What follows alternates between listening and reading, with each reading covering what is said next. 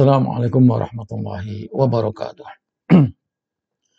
Saudara-saudara sekalian yang saya hormati, Rafael Alun Trisambodo sedang apes karena selama ini tidak pernah terendus perbuatan korupnya, perbuatan rakusnya mengambil harta kekayaan negara yang dipungut dari rakyat. Saya katakan apes karena memang yang lainnya juga sama, banyak seperti dia. Kenapa Rafael Alun Trisambodo saya katakan apes?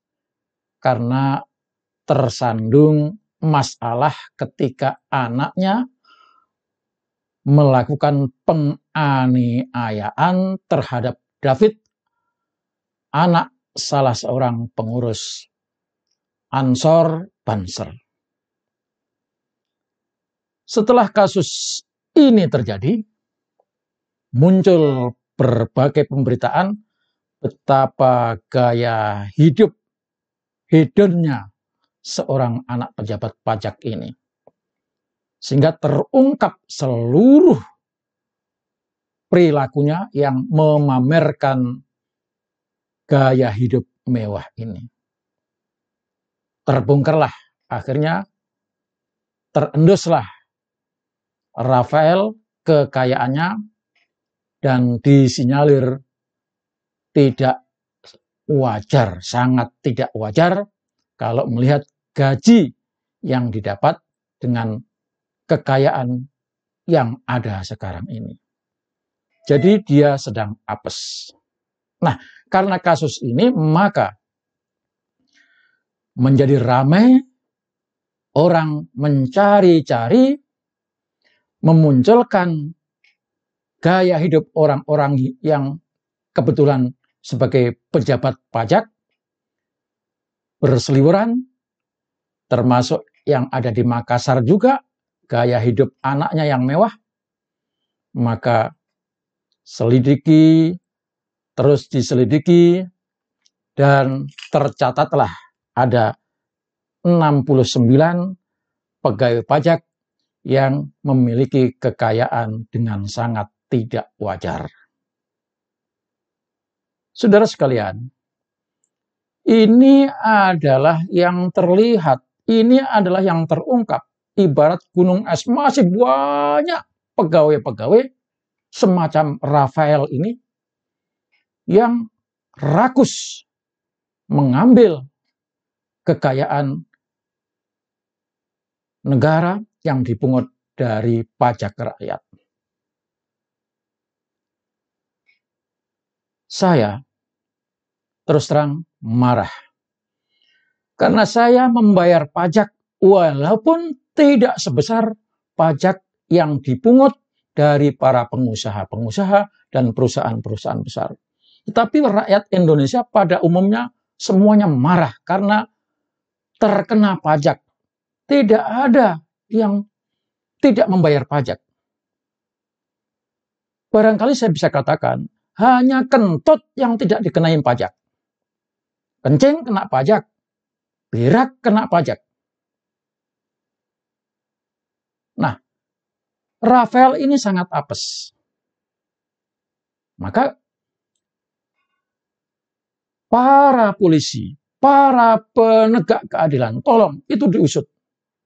Orang-orang yang bekerja di Departemen Keuangan, saya rasa mereka adalah orang-orang yang sangat mungkin punya potensi untuk mengeruk dan mengambil uang negara yang dipungut dari rakyat.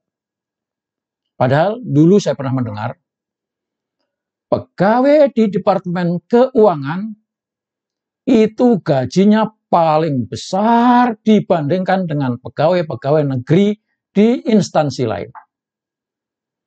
Kenapa digaji besar? Tujuannya adalah agar tidak ngerampok, tidak ambil uang rakyat yang ada di Departemen Keuangan, di mana Departemen Keuangan itu adalah bendaharanya negara. Semua uang ada di sana. Kalau ini tidak segera diusut, dan semua orang-orang yang kerja di sana mesti diawasi, maka tidak ada salahnya ketika ada orang mengatakan, saya tidak akan pernah membayar pajak.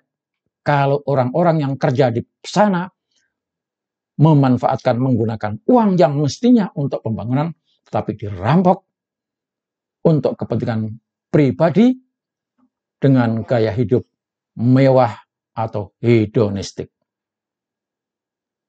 Kita dukung pemerintah, kita dukung para aparat, utamanya KPK. Jangan ragu-ragu, jangan banyak alasan. Orang-orang yang memiliki kekayaan tidak wajar dan dia sebagai pegawai negeri minta untuk membuktikan secara terbalik dari mana itu kekayaan didapat. Maka benar ketika si Ahok berani menantang pejabat-pejabat, tolong buktikan dengan terbalik dari mana itu kekayaan. Nah, pejabat keamanan kita, hukum kita, tidak pernah berani menanyakan tentang dari mana itu uang. Nah, itu sebabnya kalau bisa DPR juga membuat hukum perundang-undangan untuk membuktikan kekayaan dari mana itu diperoleh. Kalau ini bisa diwujudkan, ada undang-undang pembuktian terbalik, maka negara Indonesia akan bebas dari korupsi.